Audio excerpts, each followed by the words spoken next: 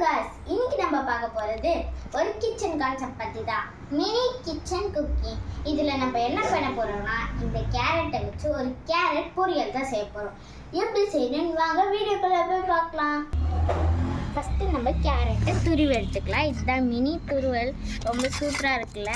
இதை வச்சு நம்ம ஃபுல்லாக கேரட்டை துருவி எடுத்துக்கலாம். நான் இதுக்கு முன்னாடி இது மாதிரி துருவன்ட்டே இல்லை. இந்த மாதிரி மினி தட்டில் தான் துருவுறோம். ஃபுல்லாக துருவிட்டு நல்லா இந்த மாதிரி துருவிட்டே இருக்கணும். ஃபுல்லாக துருவிட்டு காட்டுறோம்.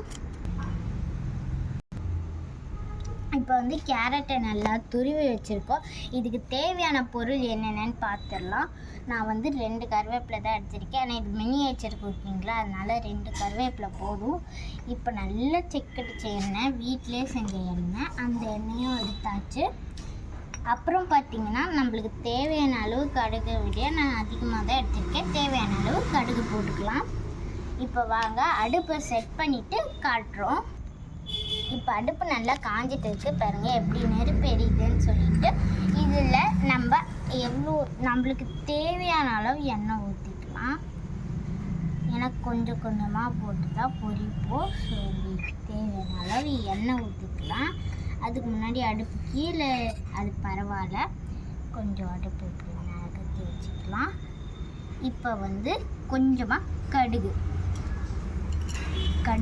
தேவையான அளவு எப்படி தாளிக்குது பார்த்தீங்களா, கொஞ்சம் தெரிக்கும், அதை பார்த்து போட்டுருங்க. அப்புறம் கொஞ்சமாக நம்மளுக்கு வந்து தெரிக்கிறதுனால கொஞ்சம் கருவேப்பிலை போட்டு நல்லா தெரிக்குது பார்த்தீங்களா. இப்போ வந்து நம்ம செஞ்சு வச்ச கேரட் துருவல் இதை கொஞ்சம் கொஞ்சமாக போட்டுக்கிட்டே வந்தோம்னா நம்மளுக்கு ஒரு ரெசிபி ரெடி ஆகிடும். தெரிக்கும்.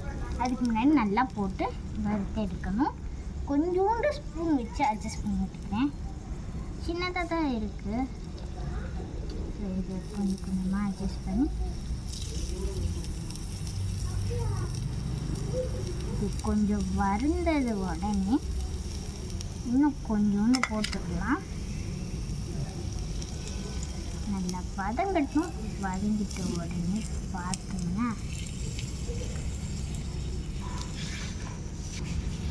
இப்போ நாங்கள் வதக்கிட்டு இது ரெடி ஆகிடுச்சு. இன்னும் கொஞ்சம் தான் ரெடி ஆகணும். வதங்கிட்டு காட்டுறோம். இப்போ பாருங்க, நல்லா வதங்கிக்கிட்டே இருக்குது. இது பாருங்களேன், இது நல்லா பின்னாடி திருப்பி போட்டு வதக்கணும். ஓகே, இது நல்லா ரெடி ஆகிட்டு ஒரு பாத்திரத்தில் மாற்றி காட்டுறோம். இப்போ ரெடி ஆகிடுச்சு, பாத்திரத்தில் மாட்டி காட்டுறோம். இன்னும் கொஞ்சம் இருந்துச்சு, சரி இதுலேயே இது பண்ணிடலான்னு சொல்லி கொஞ்சமாக எண்ணெய் ஊற்றுறோம்.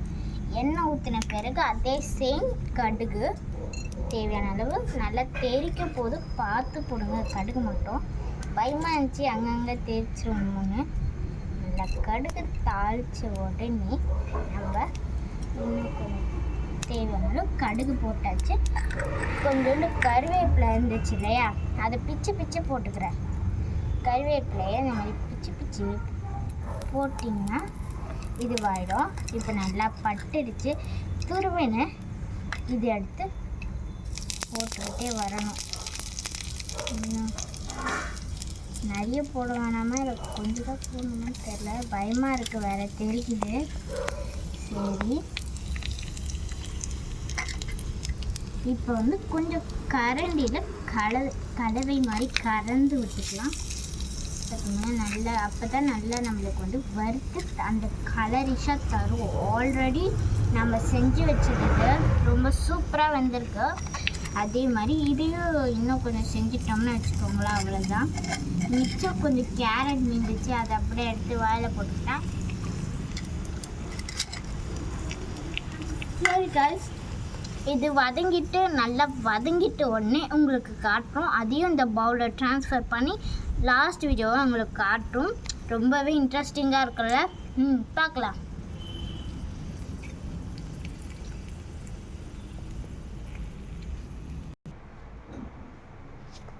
இப்போ நம்மளுக்கு டிஷ் வந்து ரெடி ஆகிடுச்சு. எவ்வளோ தகன்னு மின்னுது பார்த்துங்களா. நம்ம கேரட் பொரியல். ஃபர்ஸ்ட் டைம் இது ரொம்ப ஈஸியாகவே இருந்துச்சு. இது ரொம்ப டாஸ்காகவும் இல்லை, ஈஸியாக நம்ம என்னென்ன சொல்கிறோமோ அதில் கேட்ட மாதிரியே நடந்துக்குச்சு. ரொம்ப பெட் மாதிரி இருந்துச்சு. இது செஞ்சதுக்கு எங்களுக்கு ரொம்ப டாஸ்காக நாங்கள் செஞ்சோம். ஸோ லைக், சப்ஸ்கிரைப், ஷேர் மறக்காமல் பண்ணிடுங்க ப்ளீஸ். செல்லக்குட்டீஸ் மறக்காமல் பண்ணிடுங்களேன். தேங்க்யூ ஃபார் வாட்சிங்.